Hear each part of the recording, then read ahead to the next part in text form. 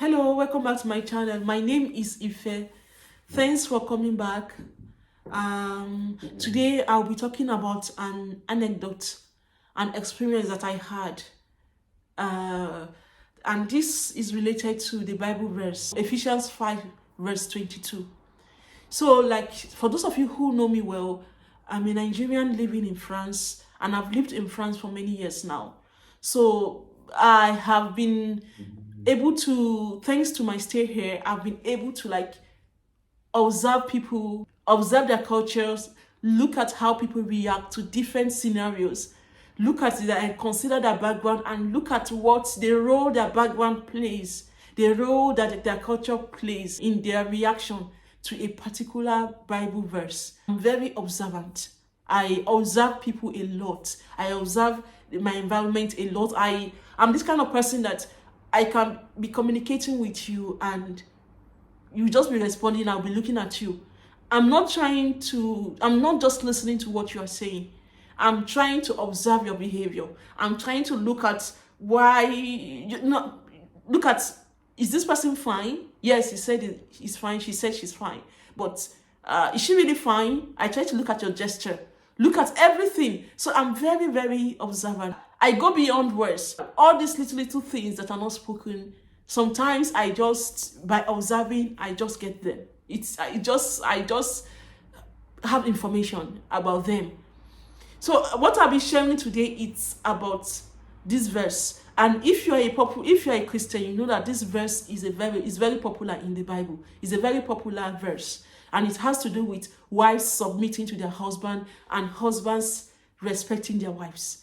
So just for you to know, I completely agree with this verse. I completely agree that wives should respect their husbands, they should submit to their husbands, and husbands should love their wives. So I'm not disputing this. I'm not discussing this. That is not the purpose of this video. The purpose of this video is just to show you the different reactions that I've seen to this verse. Okay? So when I was in Nigeria, whenever this verse was read, the emphasis, to be sincere, was always more on wives submitting to their husbands. That was the emphasis was more on that. And I feel it has to do with our culture too, because this verse so much like it corresponds with our culture. It adheres to our culture that says that wives are to respect their husbands.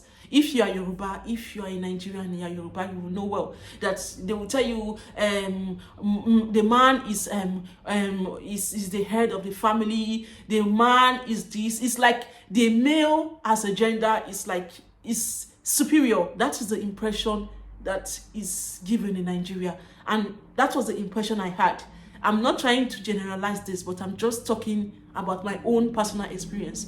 The impression, the culture in Nigeria directly or indirectly indicates that the male gender is top, while the female gender is below. And I feel this interpretation of the Bible is influenced by our culture. That is why even pastors tend to emphasize more on this aspect. Wives, submit to your husband, because it corresponds with our culture. It's directly related to our culture. Now, coming to the European culture. If you know the European culture, well, especially the French culture, the French person grows up with the mentality that men and women are equal, that there's no distinction. When I came to France, I met two women. These two women are married to Africans. They are French people, okay? Purely French people married to Africans. And I can remember that one of them clearly stated it and told me that what only made her respect the verse is because she is a Christian, because it says so, and because she loves God.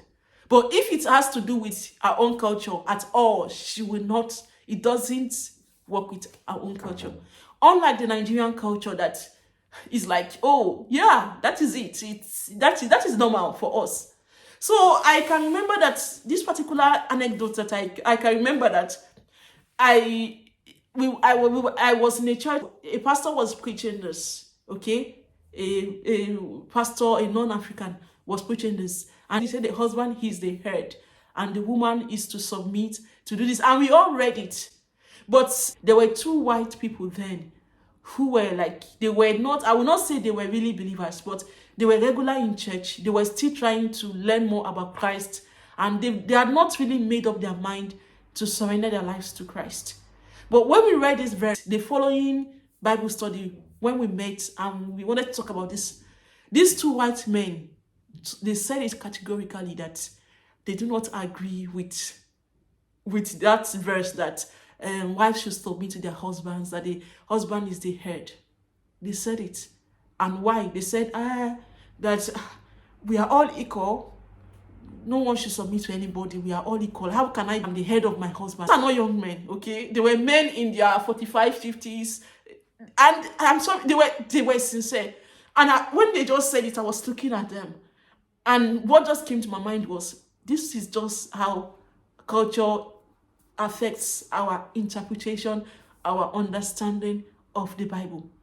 Unlike in Nigeria, where this verse was like, wives, submit to your husband, is like it was like something normal that even men that never knew anything about the Bible would tell you. But these people here could hardly relate to it because of their culture. And so from there, I've just learned that when interpreting a particular verse of the Bible, we have to be very careful to ensure that our culture is not influencing our interpretation. Because we can even do it unconsciously. Our culture can unconsciously affect the way we preach the gospel, the way we understand a particular verse. It can affect it. And so to me, it was I was so surprised, and it was so funny to me. And I can remember after saying this, these two men, they said it, and then the pastor now explained to them that, if you are a Christian, there are things that in the Bible that you might not agree with based on your background, but then you have to see it as the way God has written it. And God has written this verse not because he sees women as inferior, but because it's just like a role. It's like a man or a father sharing roles and telling his children, this is your role, this is your role, this is your role. So in this case here, God has given men the role of being the head of the family. It doesn't mean that the woman is inferior in any way. It just shows that, okay, for this family, God has said, I want the man to be the head. And we have to take it like that if we are Christians, if we truly believe. Another person has interpreted this verse in another way that I like. And the person said that in a car, when you have a car or in a ship, you only have one person. In the case of a car, you only have one person driving a car. It's only one person that can drive the car. And if one person is driving the car, the other person cannot say, you know what, I also have my permits, so let's drive this car together. It's not possible.